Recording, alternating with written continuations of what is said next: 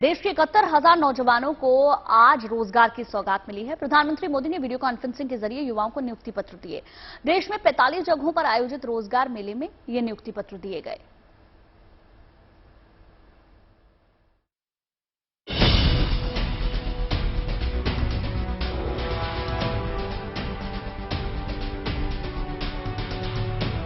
देश के 71,000 नौजवानों को मिली रोजगार की सौगात।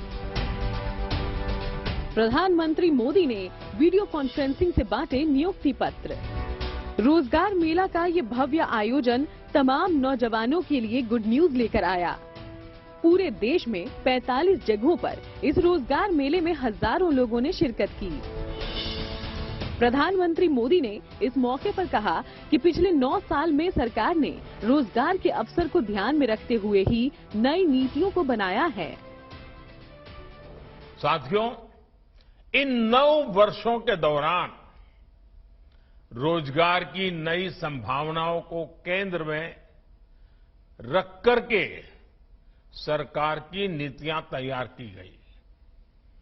आधुनिक इंफ्रास्ट्रक्चर का निर्माण हो, ग्रामीण क्षेत्रों का विकास हो या फिर जीवन से जुड़ी सुविधाओं का विस्तार हो, भारत सरकार की हर योजना, हर नीति युवाओं के लिए रोजगार के नए अवसर बना रही है। साथियों, बीते 9 वर्षों में भारत सरकार ने कैपिटल एक्सपेंडिचर पर करीब 34 लाख करोड़ रुपए खर्च किए हैं मूलभूत सुविधाओं के लिए। सरकार ने एक साल में 10 लाख नौजवानों को रोजगार देने का लक्ष्य रखा है। रोजगार मेले के जरिए इस लक्ष्य को हासिल करने की कोशिश की जा रही है। इस रोजगार मेले में 71,000 नौजवानों को सरकारी नौकरी की सौगात मिली। केंद्र, राज्य और केंद्र शासित प्रदेशों में इन लोगों की नियुक्ति हो रही है। देश भर से चुने गए नौजवानों को विभिन्न पदों पर नियुक्त किया जा रहा है। इन युवाओं को डाक सेवा, क्लर्क, ट्रैक मेंटेनर पद पर तैनात किया जाएगा। सहायक सेक्शन अधिकारी, कर सहायक, इंस्पेक्टर पद पर तैनाती होगी। इसके साथ ही दमकल अधिकारी, सहायक कमांडेंट, सहायक प्रोफेसर पर भी नियुक्ति होगी। रोजगार मेले की शुरुआत पिछले साल अक्टूबर के महीने में हुई थी। तमाम सरकारी एजेंसियां समयबद्ध तरीके से भर्तियों को पूरा करने के लक्ष्य की तरफ लगातार आगे बढ़ रही हैं। सरकार की ये कोशिशें तमाम नौजवानों को खुशियों की सौगात दे रही है। Bureau report, good news today.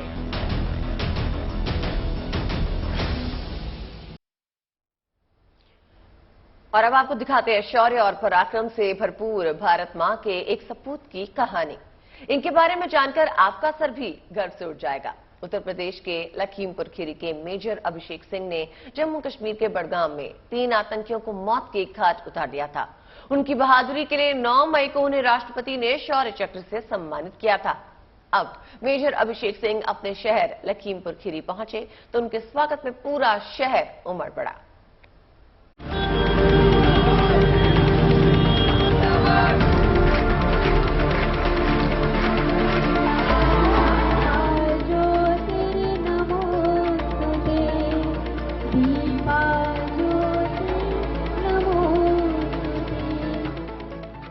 सरहद पर जब एक सैनिक अपनी जान पर खेलकर दुश्मनों का खात्मा करता है तो भारत माता के सपूत का सम्मान उसके शहर में कैसा होता है, कैसे पूरा इलाका उसके शौर्य से गर्व से भर उठता है, ये उसकी एक वानगी है।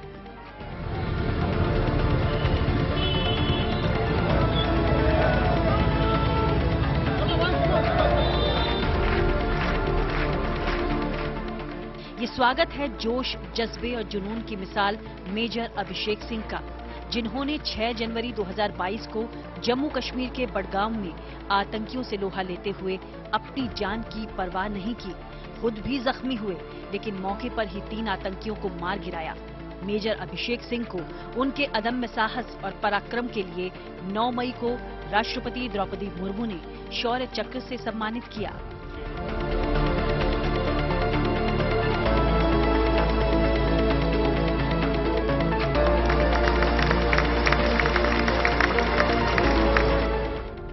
6 जनवरी 2022 को मेजर अभिषेक सिंह ने बडगाम जिले में आतंकियों के खिलाफ अभियान की अगुवाई की। 3 आतंकियों ने फायरिंग करते हुए भागने की कोशिश की। मेजर अभिषेक ने अदम्य साहस दिखाते हुए तीनों आतंकियों को घेर लिया। गोलीबारी में अभिषेक खुद भी हैंड ग्रेनेड से जख्मी हो गए, लेकिन जान की परवाह न करते हुए आतंकियों से मोर्चा लेते रहे और आखिरकार उन्हें ढेर कर दिया। साल 6 जनवरी की बात है। मेरे को हमारा कंपनी के अंडर में गांव था, उसमें 3 आतंकवादियों के बारे में पता चला था। उसको गांव को घेर के फिर हम लोगों ने तीनों को मारने में सफल, जिसमें 2 पाकिस्तानी थे, एक वहीं का कश्मीरी था। और मुझे थोड़ी ऑपरेशन के दरमियान मुझसे एक ग्रेनेड फट गया था, जिसमें मेरे को आंख पे चोट लग गई थी। मेरी आंख के अंदर अभी भी एक 6 मिलीमीटर का एक अभी लोहे का टुकड़ा अभी भी अंदर ही मौजूद है। और इवैक्यूएट में लगभग मैं 1 महीना हॉस्पिटल में रहा था 2 आतंकवादियों को मारने के बाद। उसकी वजह से मेरे को ये मौका मिला था कि मुझे इस लायक समझा गया कि मुझे इस से सम्मानित किया गया। अब शौर्य चक्र से सम्मानित होने के बाद मेजर अभिषेक सिंह पहली बार अपने घर लखीमपुर खीरी पहुंचे तो शहर वालों ने उनका जोरदार स्वागत किया। वीर सपूत को फूल माला पहनाकर जश्न के बीच तिरंगा यात्रा निकाली गई। अभिषेक सिंह सबसे पहले शहर के पौराणिक संकटा मंदिर गए। वहां माता लक्ष्मी की पूजा अर्चना की और मां का आशीर्वाद लिया। इस वक्त यहाँ पर अभिषेक सिंह जो शौर्य चक्र जिनको मिला है, यहाँ पर देखिए जो संकटा देवी का मंदिर है लखीमपुर में, यहाँ पर है। देखिए मत्था टेकने आए हैं, यहाँ पर जो माता रानी है उनका आशीर्वाद लेना है। लखीमपुर खीरी के ही रहने वाले हैं ये अभिषेक सिंह, जो बडगाम में जो आतंकवादियों को मार गिराया, उसके बाद इन्होंने जो अपनी दिलेरी दिखाई, उसके बाद इनको द्रौपदी मुर्मू के द्वारा शौर्य चक्र प्रदान किया गया। आज अपने गृह जनपद लखीमपुर पहुंचे हैं। जो संकटा देवी मंदिर है यहाँ का जो प्राचीन मंदिर है, वहाँ पर ये दर्शन कर रहे हैं, पूजा पाठ कर रहे हैं। व्यक्ति का जज्बा ऐसा है, इसमें किसी सीख लेने की जरूरत नहीं है। हर आदमी के अंदर होना ही होना चाहिए। इसमें कुछ नई बताने की या नई चीज नहीं होनी चाहिए। ये मेरा ही मानना है। हर आदमी के अंदर भरा होता है, हर एक देशवासी के अंदर। इससे बड़ा जज्बा और कोई ना, प्यार मोहब्बत छोड़ के इससे बड़ा कोई जज्बा हो ही नहीं सकता। इसके बाद मेजर अभिषेक सिंह अपने स्कूल डॉन बॉस्को पहुंचे, जहां उन्होंने नर्सरी से इंटर तक की पढ़ाई की थी। स्कूली बच्चों ने मेजर का स्वागत आर्मी स्टाइल में किया।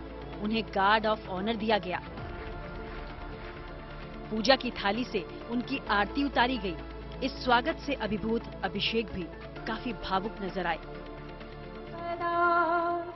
सद्बुद्धि विनाशा दीपा ज्योतिर्नमोस्तुते, दीपा ज्योतिर्नमोस्तुते। मेजर अभिषेक सिंह की वीरता पर पूरे देश को फक्र है। उनके शौर्य और पराक्रम पर हर देशवासी को गर्व है। मेजर अभिषेक के दिल में जल रही देशभक्ति की चिंगारी हर देशवासी के दिल में जलनी चाहिए, तभी हम अपने मुल्क को दुश्मनों से महफूज रख सकते हैं। लखीमपुर खीरी से अभिषेक वर्मा के साथ bureau report, good news today. और चलिए बात सुरक्षा में आत्मनिर्भर होते भारत की। एक और भारत दूसरे देशों के साथ लगातार युद्धाभ्यास कर अपनी रक्षा तैयारियों को मजबूत कर रहा है, तो दूसरी ओर रक्षा क्षेत्र में तेजी से आत्मनिर्भर भी हो रहा है। और अब भारत ने आत्मनिर्भरता की ओर एक और बड़ा कदम बढ़ा दिया है। सेना में इस्तेमाल होने वाले तमाम हथियारों और लड़ाकू विमानों के कलपुर्जे अब देश में ही बनने लगे हैं। ये मेक इन इंडिया और आत्मनिर्भर भारत की मिसाल है।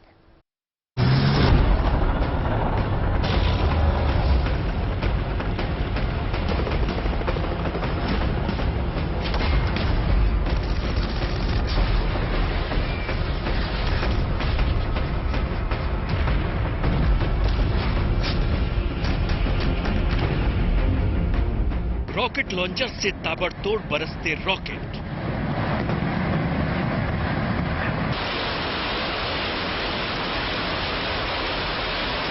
तोप और टैंकों से अंधाधुंध बरसते गोले और आसमान से गरजते सेना के हेलीकॉप्टर। ये तस्वीरें ना तो किसी जंग के मैदान की हैं और ना ही किसी स्पेशल ऑपरेशन का हिस्सा हैं, लेकिन एक्शन से भरपूर ये तस्वीरें वो मील के पत्थर हैं जो भारत के तेजी से आत्मनिर्भर बनने की गवाही दे रही है।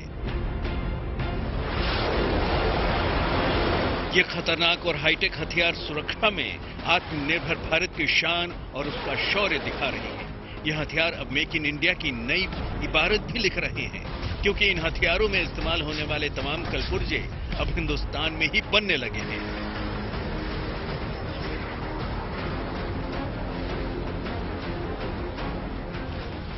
हमारी सेना न केवल मजबूत हुई है बल्कि स्वदेशी हथियारों से भी लैस हुई है। सेना के मेक इन इंडिया के इसी मिशन को नई ताकत मिली है। हिंदुस्तान की सैन्य ताकत को और बढ़ाने के लिए रक्षा मंत्रालय ने सैन्य साजो सामान से जुड़े 928 कलपुर्जों और सब सिस्टम की नई लिस्ट को मंजूरी दी है। मतलब ये कि अब ये 928 कलपुर्जे सिर्फ भारतीय कंपनियों से ही खरीदे जाएंगे। नई लिस्ट में सुखोई 30 और जगुआर फाइटर जेट्स के कलपुर्जे शामिल हैं। साथ ही हिंदुस्तान टर्बो ट्रेनर 40 यानी HTT-40 विमानों के पार्ट्स भी शामिल हैं। युद्धपोतों पर मैगजीन फायर फाइटर सिस्टम और गैस टरबाइन जनरेटर के कई पार्ट्स स्वदेश में ही बनाए जाएंगे। फिलहाल इन सामान के आयात पर 715 करोड़ रुपए खर्च होते हैं। रक्षा मंत्रालय ने दिसंबर 2028 तक इन चीजों के आयात पर रोक लगाई है। भारत दुनिया के सबसे बड़े हथियार खरीदारों में से एक है। आने वाले 5 सालों में सेना अपनी हथियार खरीद जरूरतों पर करीब 130 अरब डॉलर खर्च करने की योजना बना रही है। यही वजह है कि घरेलू रक्षा उत्पादन को बढ़ावा दिया जा रहा है। इससे पहले भी 3 ऐसी लिस्ट रक्षा मंत्रालय जारी कर चुका है। पिछली 3 सूचियों में आत्मनिर्भर भारत के तहत 1238 में से 310 उत्पादों का स्वदेशीकरण किया जा चुका है। इसमें फाइटर जेट्स, डोनियर 228 विमान, पनडुब्बियों के system, T-90 tank, Arjun tank, combat vehicles, युद्धपोत, सबमरीन और एंटी टैंक मिसाइलों के कई कलपुर्जे स्वदेशीकरण के लिए शामिल किए गए हैं। बेशक भारत रक्षा उपकरणों के आयात में काफी आगे है, लेकिन भारत में बने रक्षा उपकरणों की भी बाहर काफी मांग है। पिछले कुछ सालों में भारत का डिफेंस एक्सपोर्ट 700% तक बढ़ा है। Bureau report, good news today. गर्मी के इस 40 डिग्री वाले टॉर्चर के बीच हम लेके आए हैं आपके लिए गुड न्यूज। मैदानी इलाकों में भले ही सूर्यदेव अपना रौद्र दिखा रहे हो, लेकिन उत्तराखंड के ऊंचाई वाले इलाकों में हो रही बर्फबारी कुछ शुभ संकेत दे रही है। दरअसल गंगोत्री, गौमुख और तपोवन में लगातार बर्फबारी होने से ग्लेशियर्स रिचार्ज हो गए हैं, जो पहाड़ों के पर्यावरण और उच्च हिमालयी क्षेत्रों के इकोलॉजिकल सिस्टम के लिए फायदेमंद कहे जाते हैं।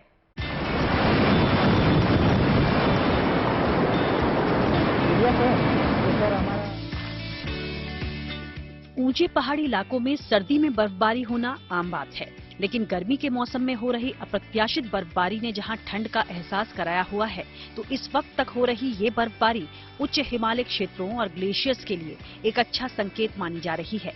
दरअसल इस बार हुई बर्फबारी से ग्लेशियर रिचार्ज हो गए हैं और इनके पिघलने की रफ्तार में भी कमी आई है। ग्लेशियर की ये तस्वीरें उत्तराखंड में उत्तरकाशी जिले के ट्रैकिंग कंपनी चलाने वाले महेश रावत ने अपने मोबाइल में कैद की।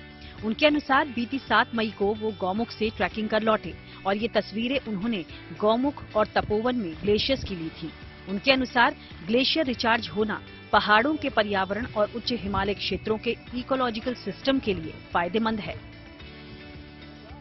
बार ग्लेशियर की जो स्थिति है बहुत अच्छी है, क्योंकि बर्फ ज्यादा गिर रही है और ग्लेशियर के ऊपर भी सारी बर्फ जमी हुई है और ठंडा भी है अभी वहाँ पर, तो ग्लेशियर अभी तक पिघलने नहीं लगा है।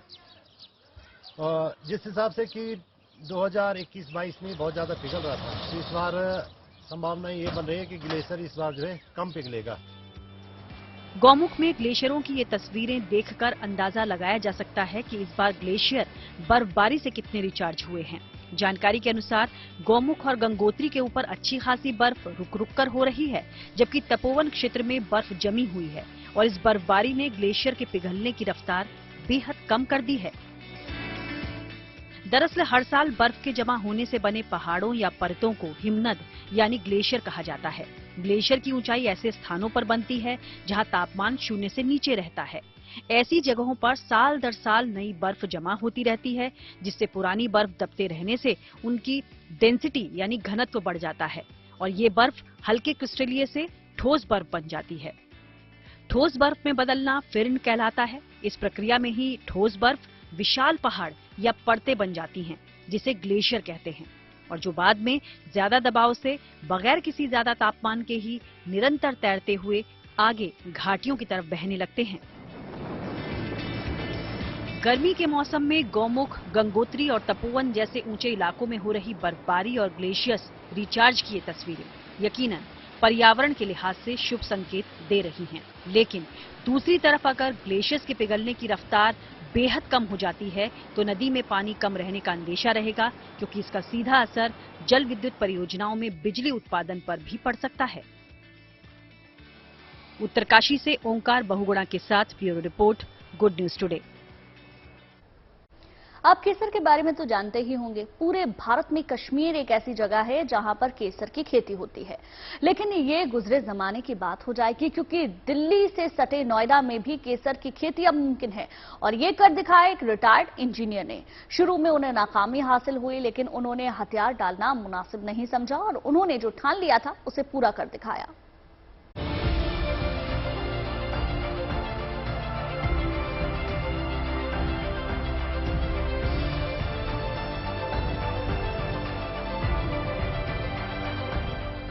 केसर स्वाद और सुगंध में बेमिसाल और जिसका कई तरह से होता है इस्तेमाल।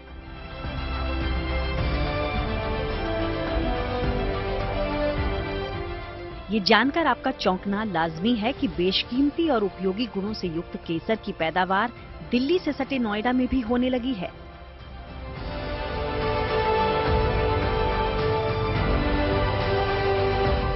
केसर उन मसालों की श्रेणी में आता है जो भारत में सोने और चांदी से ज्यादा महंगा मिलता है। ये इसलिए क्योंकि केसर की खेती भारत में सिर्फ कश्मीर में की जाती है और कश्मीर के कुछ चुनिंदा इलाकों में ही केसर को उगाया जाता है।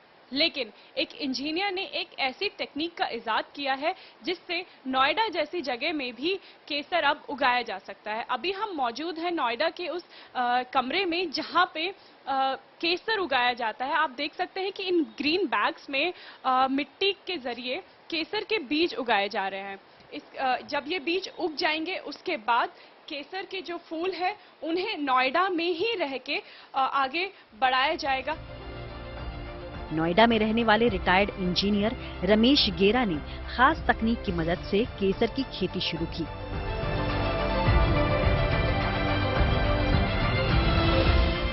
केसर को बंद कमरे में उगाने के लिए हमें एक कश्मीर का क्लाइमेट क्रिएट करना होता है, जो हम इस बंद कमरे में, जिसको हम ग्रीन हाउस बोलते हैं, इसमें वो हम क्लाइमेट क्रिएट करते हैं।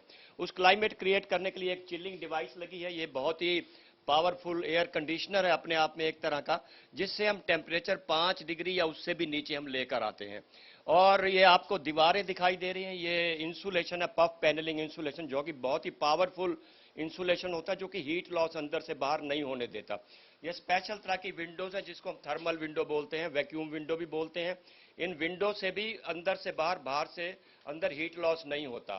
तो इस तरह से हम इसमें अंदर टेम्परेचर मेंटेन रखते हैं। इसके अलावा हम ह्यूमिडिटी 85 to 90% रखते हैं और लाइट बहुत ही कम, जो कि ये पैरामीटर एग्जैक्टली कश्मीर के क्लाइमेट के रेप्लिका है, उसी की नकल है।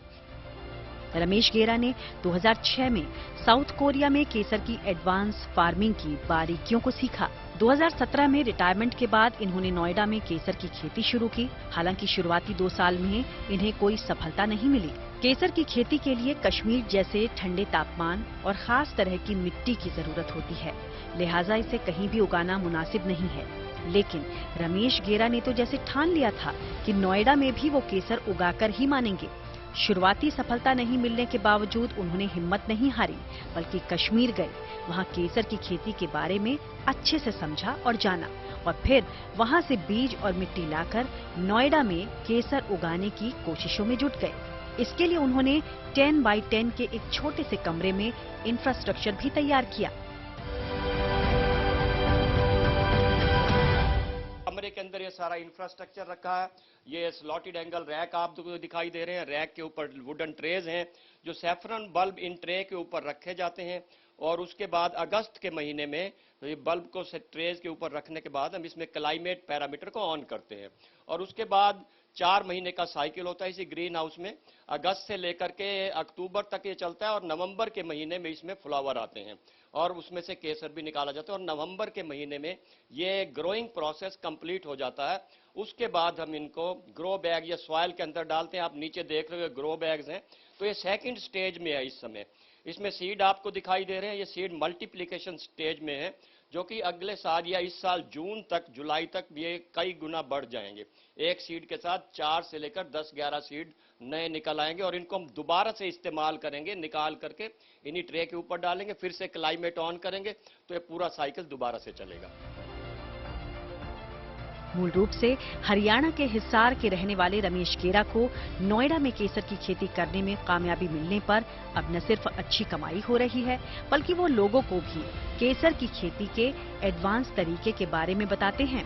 यहाँ तक कि दूसरे देश के लोग भी इनके पास इसकी बारीकियां सीखने आ रहे हैं। नोएडा से अनामिका गौड़ के साथ bureau report, good news today. और अब बात एक ऐसी अनोखी पहल की जो शिक्षा से जुड़ी है। ये शिक्षा खास इसलिए कही जा रही है क्योंकि उसको एक मोबाइल स्कूल के जरिए फैलाया जा रहा है। यही नहीं, समाज के जिस तबके तक ये शिक्षा पहुंचाई जा रही है, उससे जुड़े लोगों को आगे बढ़ाना भी आज के समय की दरकार है। सूरत से ये खास रिपोर्ट देखिए।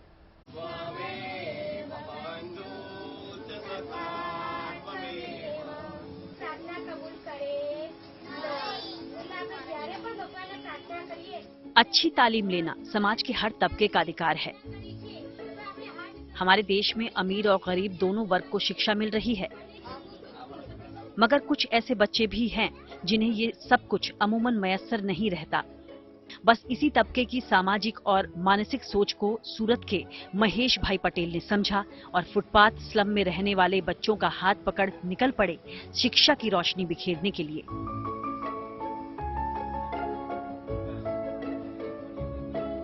वो भी एक खास तरह के बनाए स्कूल के जरिए। मैं जो फुटपाथ पर रहते हैं उन लोगों का संपर्क करूं, उनके साथ 2-3 घंटे बिताऊं, उनकी सामाजिकता, उनकी मानसिकता समझो और उनको क्या प्रॉब्लम है वो समझो। तो उस दौरान मुझे पता चला कि अगर ये पीढ़ी को, ये समाज को जो ऐसे फुटपाथ पे रहते हैं उनको बाहर निकालना है तो बच्चों में शिक्षा होनी चाहिए।